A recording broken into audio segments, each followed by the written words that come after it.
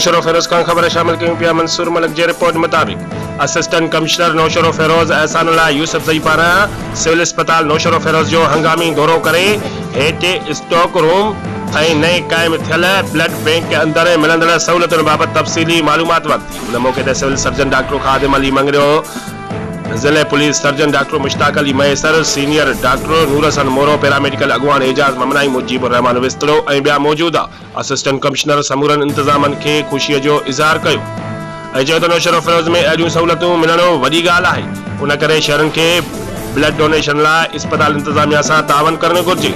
उन मौक़े ते असिस्टेंट कमिश्नर इस्पताल लाइ 2 मुस्तक़िल सैनिटरी वर्कर ऐं 100 रत जूं बोतलूं ॾियण जो ऐलान कयो, जंहिं ते सिविल सर्जन संदसि शुक्रियो अदा कयो ऐं चयो त जेकॾहिं तव्हां जहिड़नि संजीदा ऑफिसरनि जो तावन रहियो त इस्पताल में उहे समूरियूं सहूलियतूं फराहम कंदासीं जेकी कंहिं वॾी इस्पताल में मिलनि थियूं। हुन चयो त असांखे ग़रीब मरीज़नि जो इलाज मुआलिज जूं सहूलियतूं फराहम करणियूं आहिनि।